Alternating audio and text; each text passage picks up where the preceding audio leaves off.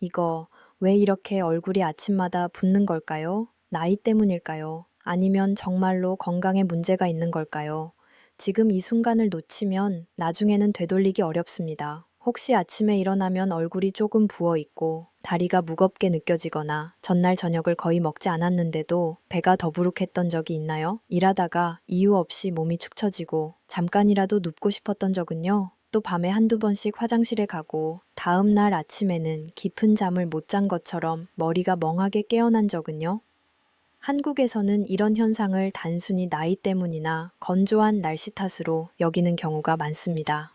하지만 잠시 멈춰서 생각해 보세요. 겉보기에는 사소해 보이는 이런 증상들이 사실 몸이 보내는 조용하지만 분명한 경고 신호일 수 있습니다. 우리 몸은 특히 40세 이후 수십 년 동안 고강도로 사용한 기계와 비슷합니다. 혈관은 탄력을 잃고 신장은 느려지며 뼈와 관절은 더 세심한 관리가 필요합니다. 게다가 음식 하나 잘못된 조합만으로도 이런 문제들이 더욱 두드러지게 나타날 수 있습니다. 한국에서는 검은콩, 미역, 표고버섯을 슈퍼푸드로 여기는 경우가 많습니다. 물론 맞는 말이지만 올바르게 섭취했을 때만 해당됩니다. 많은 사람들이 모르는 사실은 한국 식탁에서 흔히 쓰이는 세 가지 음식군이 이 슈퍼푸드와 잘못 결합되면 신장에 부담을 주고 소화를 방해하며 몸을 무겁게 하거나 수면의 질을 떨어뜨릴 수 있다는 점입니다. 자연식품은 아무렇게나 먹어도 좋다고 생각하는 분들이 많지만 실제로 우리 몸은 그렇게 단순하지 않습니다. 특히 40세 이후에는 흡수, 대사, 배출 기능이 눈에 띄게 달라집니다. 어릴 때 아무렇지 않게 먹던 음식들이 이제는 몸에 맞지 않게 되는 경우가 많습니다. 만약 평소 더부룩함, 피로감, 야간 화장실 문제, 허리 통증 등을 자주 느낀다면 지금부터의 내용이 매우 중요합니다.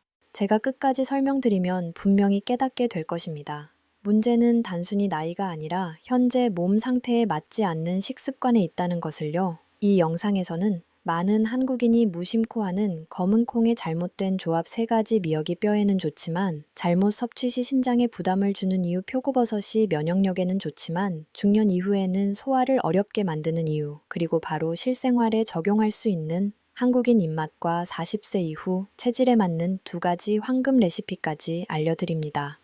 이 주제가 당신이나 가족에게 중요하게 느껴진다면 작은 부탁 하나 드리겠습니다. 영상이 마음에 드신다면 좋아요, 팔로우, 구독 버튼을 눌러주세요. 바쁜 일상 속에서도 중요한 정보를 놓치지 않도록 돕는 작은 행동입니다. 또 더 깊이 있는 분석 영상을 원하신다면 댓글에 1번을 남겨주세요. 저는 모든 댓글을 읽고 항상 여러분의 필요에 귀 기울이고 있습니다. 이제 제 소개를 드리겠습니다. 저는 유호진입니다. 30년 넘게 진료해온 전문의이며 현재 대학병원에서 근무하고 있습니다. 그동안 수많은 환자를 만나왔습니다. 많은 분들이 스스로 건강하게 먹고 있다고 믿지만 실제로는 식습관 때문에 몸이 무겁고 상태가 악화되는 경우를 많이 봤습니다. 특히 민간해서 좋다고 알려진 음식을 맹신하다가 오히려 건강이 복잡해진 사례도 적지 않습니다.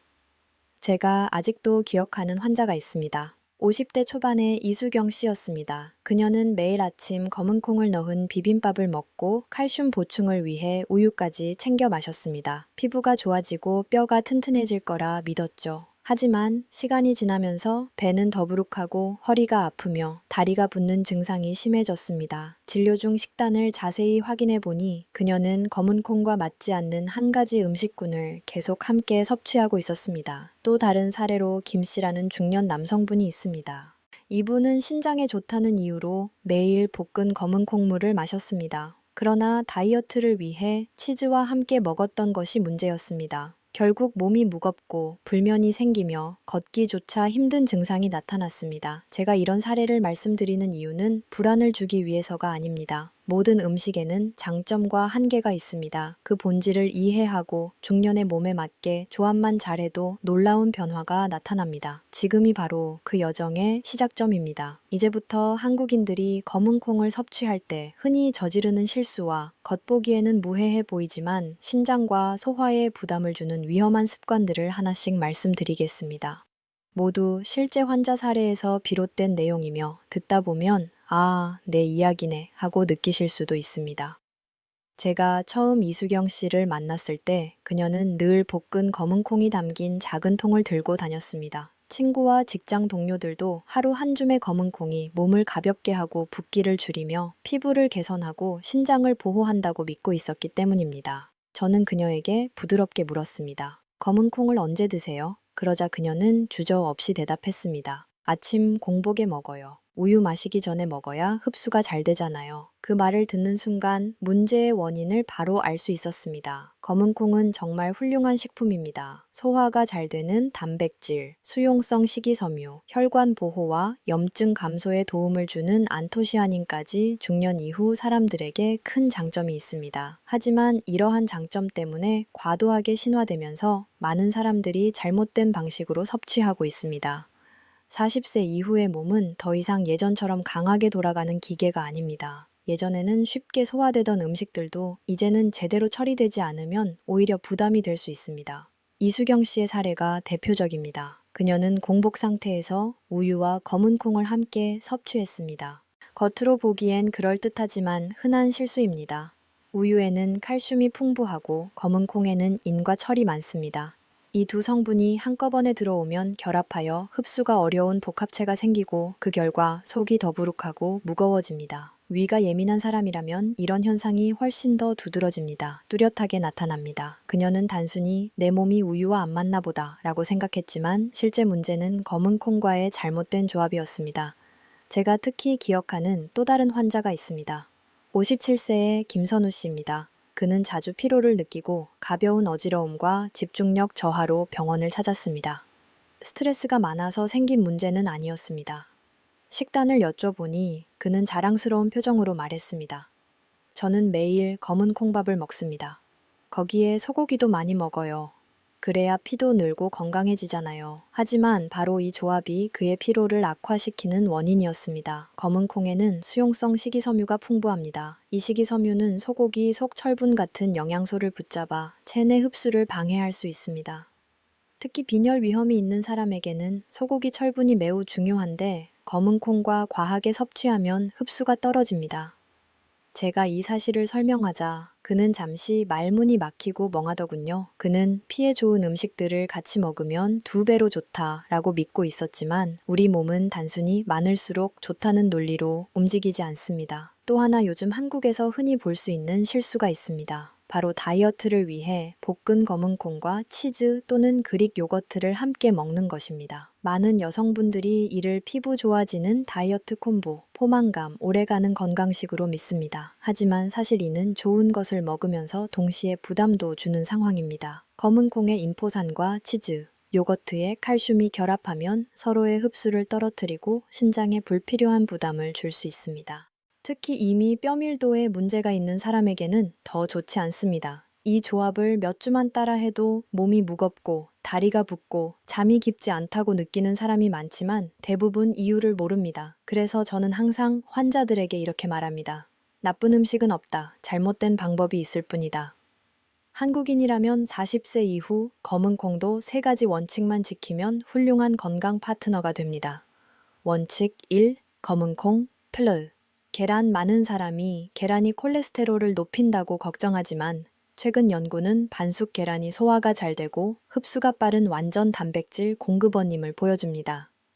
검은 콩과 함께 먹으면 아미노산 구성이 서로 보완되어 무릎 허리 통증이 있는 사람이나 근력 유지를 원하는 사람에게 좋습니다. 제가 진료한 60대 여성 한 분은 아침을 검은 콩밥과 삶은 계란으로 바꾼 뒤 단 2주 만에 걸음이 안정되고 오후 허리 뻐근함이 거의 사라졌다고 말했습니다. 원칙 2. 검은 콩 플 현미 통곡물. 이 조합은 당뇨 전 단계이거나 체중을 관리하면서 하루 에너지를 안정적으로 유지하고 싶은 사람에게 좋습니다. 검은 콩이 탄수화물 소화를 늦춰 혈당 상승을 완만하게 만들기 때문입니다. 많은 내분비 내과 전문의도 이 식단을 추천합니다. 원칙 3. 검은 콩 파스. 미역 전통적인 조합은 아니지만 대도시 거주자에게 특히 잘 맞습니다. 검은 콩의 강력한 항산화 성분과 미역의 중금속 배출을 돕는 알지네이트가 만나면 몸이 가볍고 정화되는 느낌을 줍니다. 40세 이후에는 이 효과를 더욱 뚜렷하게 느끼는 경우가 많으며 아침에 머리가 무겁고 탁한 느낌이 줄어드는 경우도 흔합니다. 이 3가지 원칙으로 식단을 조정한 뒤 경 씨와 김선우 씨도 눈에 띄게 건강 상태가 개선되었습니다. 씨가 2주 후에 저에게 가장 먼저 한 말은 이랬습니다.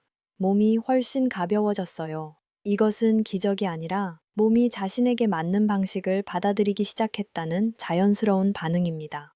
중년의 몸은 매우 똑똑합니다. 제대로 관리하면 변화는 아주 분명하게 나타납니다. 그리고 이것은 아직 검은콩 이야기의 끝이 아닙니다. 한국인이라면 거의 매일 먹는 또 다른 식품, 바로 미역입니다. 많은 사람들이 많이 먹을수록 뼈에 좋다고 생각하지만 잘못된 조리법 때문에 효과가 줄고 심지어 신장에 부담이 되기도 합니다. 다음 부분에서는 미역과 표고버섯의 구체적 사례와 왜 좋은 식품이 잘못 섭취하면 오히려 불편을 줄 수 있는지 말씀드리겠습니다. 미역 이야기가 나오면 거의 모든 한국인에게 적어도 하나쯤 떠오르는 기억이 있습니다. 생일날 먹는 미역국부터 산후조리 기간의 미역국까지 미역은 건강과 회복의 상징처럼 자리 잡았습니다. 하지만 익숙함 때문에 많은 사람은 미역은 어떻게 요리해도 좋다, 많이 먹으면 좋다 라고 생각하며 방심합니다. 진료실에서는 미역을 많이 먹는데도 뼈는 약하고 관절은 아프고 다리는 붓는 이유를 묻는 분들이 많습니다. 조리법을 조금만 자세히 물어보면 문제는 대부분 아주 작은 디테일에 있음을 알 수 있습니다. 어느 날 오후 63세 박정자 씨가 진료실을 찾았습니다. 그녀는 무릎 통증 완화를 위해 매일 미역국을 끓였다고 했지만 1년을 꾸준히 먹었는데도 계단을 오를 때 여전히 무릎에서 소리가 났습니다. 제가 조리법을 묻자 그녀는 자신 있게 말했습니다. 미역을 파랑 흑임자 기름에 볶고 물 붓고 끓인 다음 국간장만 넣어요. 아주 간단하죠?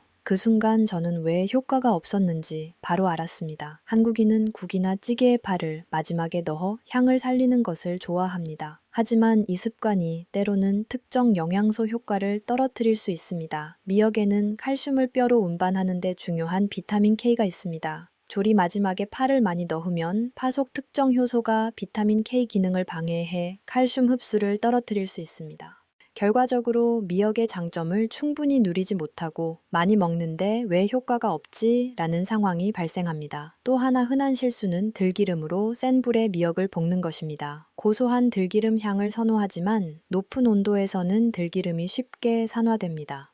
젊은 사람들은 간과 신장이 이를 비교적 잘 처리하지만 40세 이후에는 상황이 다릅니다. 특히 고지혈증, 지방간, 혈압이 불안정한 사람에게 산화된 기름은 불필요한 부담이 됩니다. 많은 사람이 디톡스 국을 먹는다고 생각하지만 실제로는 몸을 더 피곤하게 만들기도 합니다. 간에 부담을 주는 또 다른 문제는 짠 반찬과의 조합입니다. 미역국과 짠 김치, 짭조름한 생선조림, 장류를 함께 많이 먹으면 미역이 가진 천연 나트륨 배출 효과가 사라집니다. 결과적으로 체내 수분이 정체되고 심장과 신장이 더 열심히 일해야 합니다. 밤에 자주 소변을 보고 아침에 팔다리가 무거운 사람들은 이런 조합의 피해자인 경우가 많습니다. 하지만 미역을 올바르게 섭취하면 훌륭한 건강식품이 됩니다. 미역에는 알지네이트가 있어 중금속 배출을 돕고 대기오염 속 도시민에게 큰 도움이 됩니다. 또한 후코이다는 면역력 강화, 한겸, 혈액순환 개선에 탁월해 중년 이후 자잘하게 찾아오는 손발 통증이나 쉽게 피로해지는 증상을 완화합니다. 체내 독소가 쌓이는 체질이라면 제대로 조리한 미역 요리는 신장이 한결 가벼워지는 느낌을 줄 수 있습니다. 미역뿐 아니라 표고버섯 역시 한국인에게 흔한 식재료입니다. 하지만 미역과 마찬가지로 사소한 실수로 장점이 반감되기도 합니다. 52세 김하늘 씨는 자주 더부룩하고 위가 무거워 병원을 찾았습니다. 그녀는 주 3, 4일 채식 위주로 먹으며 표고버섯 볶음과 샐러드를 자주 섭취했습니다. 몸을 가볍게 하고 싶어 표고버섯을 많이 먹었지만 항상 속이 불편했습니다. 이유를 확인해 보니 그녀는 표고를 겉만 살짝 익혀 조리하고 있었습니다. 표고버섯 표면에는 자연 미생물이 존재하는데 충분히 익히지 않으면 제거되지 않습니다. 위장이 강한 사람에게는 문제가 되지 않을 수 있지만 40세 이후 위가 예민한 사람에게는 소량의 미생물도 소화불량과 더부룩함을 유발할 수 있습니다. 또한 많은 사람이 모르는 사실은 표고버섯에는 천연퓨린이 포함되어 있다는 점입니다. 퓨린은 체내에서 요산으로 변하며 통풍이나 요산 수치가 높은 사람은 표고를 자주 섭취하면 아침 관절 통증이 심해질 수 있습니다. 많은 사람들은 버섯을 몸에 가볍고 건강한 음식이라고 생각하지만 조리와 섭취 방법에 따라 오히려 부담이 될 수 있습니다. 퓨린에 민감한 체질이라면 표고버섯을 일주일에 4, 5번만 먹어도 증상이 악화될 수 있습니다. 그렇다고 해서 표고버섯의 장점이 사라지는 것은 아닙니다. 표고에 포함된 베타글루칸과 렌티나는 면역력 증진, LDL 감소, 혈관 건강 개선, 심지어 수면의 질 향상에도 도움을 줍니다. 직장 스트레스, 도시 환경, 수면 부족에 시달리는 한국 중년층에게 매우 적합한 식재료입니다. 저는 환자들에게 항상 몸에 부드러운 조합을 추천합니다. 예를 들어 미역 플러스 소고기 전통 미역국 조합은 단순 보양식을 넘어 기운을 북돋고 어지러움을 완화하는 데 도움이 됩니다. 또 미역 플러스 표고버섯 조합은 말 그대로 혈관을 깨끗하게 하는 듀오입니다. 미역은 불필요한 물질을 배출하고 표고는 나쁜 지방을 줄여줍니다. 환자들은 작은 조리 변화만으로도 숨쉬기가 편해졌어요. 머리가 맑아졌어요. 아침에 다리가 덜 무거워요. 라고 말합니다. 이는 몸이 올바른 변화에 섬세하게 반응한다는 증거입니다. 자연스럽게 드는 질문, 그렇다면 매일 어떻게 먹어야 가장 좋을까? 그래서 다음 파트에서는 40대 이후 한국인에게 맞춘 2가지 황금 레시피, 쉽고 익숙하지만 체질에 최적화된 식단을 자세히 설명할 것입니다. 이 부분이 가장 실용적이며 따라하기 쉽습니다. 많은 환자들이 제 설명을 듣고 한숨을 쉬며 말합니다. 기억해야 할 게 너무 많아요. 하지만 사실 복잡하게 외울 필요는 없습니다. 매일 먹는 익숙한 식사에서 몇 가지 작은 조정만 해도 3주 안에 몸의 변화를 확실히 느낄 수 있습니다. 그래서 환자들이 쉽게 실천할 수 있도록 저는 늘 9가지 황금 조합을 알려드립니다. 맛있으면서 40세 이후 한국인의 몸에 완벽하게 맞는 식단입니다. 첫 번째 레시피. 잡곡밥에 소량의 검은 콩과 반숙 달걀 1개를 곁들인 아침 식사. 이 조합은 가장 빠르게 효과를 보는 경우가 많습니다. 검은 콩은 식후 혈당을 안정시키고 현미 통곡물은 에너지를 오래 유지하며 달걀은 근육에 필요한 아미노산을 보충합니다. 54세 남성 강현우 씨는 이 식단을 3주 실천한 뒤 오후에 피로와 졸림이 사라졌다고 말했습니다. 그는 이렇게 덧붙였습니다. 속이 더부룩하지 않고 머리도 맑아졌어요. 두 번째 레시피, 볶은 검은 콩물과 얇게 썬 사과 몇 조각 또는 소금 없는 견과류 한 줌으로 구성된 오후 간식. 검은 콩물은 칼슘이 많은 치즈나 요거트와 함께 먹지 않는 것이 좋지만 과일이나 견과류와는 잘 맞습니다. 검은 콩의 항산화 성분과 과일의 식이섬유가 소화를 돕고 퇴근 후 부르르하거나 쉽게 피로해지는 분들에게 큰 도움이 됩니다. 세 번째 레시피, 미역 팔표 고버섯국. 도시 오염 환경에서 살거나 이동량이 많고 다리가 붓는 사람에게 이상적입니다. 미역은 나트륨과 중금속 배출을 돕고 표고는 면역력에 좋은 베타글루칸을 제공합니다. 많은 사람이 이 국을 싱겁고 밋밋하다고 생각하지만 물과 약간의 마늘을 넣고 천천히 끓이면 부드럽고 시원한 맛이 납니다. 한 그릇만 먹어도 몸이 풀리는 느낌을 받을 수 있습니다. 네 번째 레시피, 소고기, 미역국입니다. 전통적인 음식이지만 팔을 줄이고 간을 약하게 하면 효과가 훨씬 좋아집니다. 윤희정이라는 교사분은 제가 알려드린 방식으로 조리법을 바꾼 후 무릎 통증이 줄고 아침에 얼굴 붓기도 덜해졌다고 말했습니다. 그녀는 이렇게 작은 변화가 이렇게 큰 차이를 만들 줄 몰랐다고 덧붙였습니다. 다섯 번째 레시피는 가볍게 만든 미역 샐러드입니다. 중요한 점은 들기름을 가볍게 사용한다는 것입니다. 절대 뜨겁게 볶지 않고 고온 조리도 하지 않습니다. 오이 또는 약간의 해조류와 함께 곁들이면 더운 날씨에 훌륭한 시원한 반찬이 되고 종일 서 있는 분들의 다리 붓기를 줄이는데 도움이 됩니다. 여섯 번째 레시피는 잘 익힌 표고버섯 볶음과 마늘, 소량의 달고기입니다. 중년 이후 근육량 유지는 매우 중요합니다. 근육과 지방 균형이 무너지면 관절이 약해지고 혈액순환도 나빠집니다. 이 요리는 부드럽고 소화가 잘 되며 단백질과 식이섬유가 풍부합니다.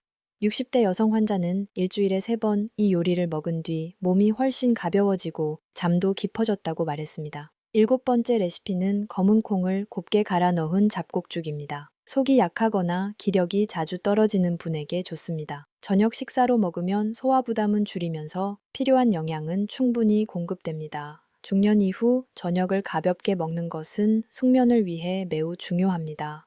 여덟 번째 레시피는 북어 미역국입니다. 많은 사람이 숙취 해소용으로만 알고 있지만 사실 몸을 따뜻하게 하고 혈액순환을 안정시키는데 훨씬 좋습니다. 북어는 가벼운 단백질 공급원이 되고 미역은 나트륨과 노폐물 제거를 돕습니다. 날씨가 차거나 몸이 축 처질 때 국 한 그릇이면 효과가 확실합니다. 9번째 레시피는 따뜻한 밥 위에 곱게 간 표고버섯 가루를 뿌려 먹는 것입니다. 한국에서는 보통 건표고를 국물 요리에 사용하지만 가루로 만들어 밥에 뿌리면 식이섬유와 베타글루칸을 간단하게 섭취할 수 있습니다. 요리할 시간이 부족한 바쁜 분들에게 매우 실용적인 방법입니다. 제가 이 9가지 레시피를 환자들에게 알려주면 대부분 정말 쉬워요. 특별한 재료를 살 필요도 없네요. 라고 말합니다. 맞습니다. 이 모든 조합은 이미 잘 아는 음식들이지만 몸이 바뀌는 시기에 맞춰 섬세하게 재배치된 것일 뿐입니다. 많은 환자들은 이렇게 말합니다. 몸이 가벼워졌어요. 붓기가 줄었어요. 잠이 더 깊어요. 허리와 무릎이 덜 아파요. 아침에 머리가 맑아요. 저는 항상 말합니다. 이건 기적이 아니라 당신이 몸을 올바르게 대하기 시작했기 때문에 나타나는 자연스러운 반응입니다. 마지막으로 한 가지 말씀드리고 싶습니다. 건강 관리는 하루 만에 끝나는 일이 아니라 긴 여정입니다. 하지만 자신의 몸을 이해하고 작은 변화를 인지하며 식사를 조금 더 현명하게 꾸려가기만 해도 삶이 훨씬 편안해집니다. 걸음이 편해지고 잠이 깊어지며 몸에 대한 자신감도 자연스럽게 회복됩니다. 여기까지 들어주신 여러분께 진심으로 감사드립니다. 저는 항상 자신의 건강을 스스로 알아가려는 분들이 이미 자신과 사랑하는 사람에게 큰 선물을 주고 있다고 믿습니다. 만약 이 내용이 도움이 되셨다면 구독, 좋아요, 댓글 한 줄 남겨주세요. 당신의 작은 나눔이 어딘가에서 조용히 건강 문제로 고생하는 누군가에게 큰 도움이 될 수 있습니다. 끝까지 함께 해주셔서 감사합니다. 오늘 하루가 부드럽고 편안하시길 바랍니다. 그리고 우리는 또 다른 건강 이야기에서 다시 만나게 될 것입니다.